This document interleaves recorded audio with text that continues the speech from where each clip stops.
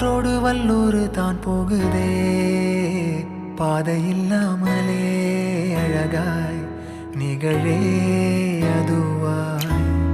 நீரின் ஆழத்தில் போகின்ற கல் போலவே ஓசையெல்லாம் துறந்தே காண்கின்ற காட்சிக்குள் நான் மூழ்கினேன். திமிலேறி காளை மேல் தூங்கும் காகமாய் பூமி மீது இருப்பேன். புவி போகும் போக்கில் கை கோர்த்து நானும் நடப்பேன்.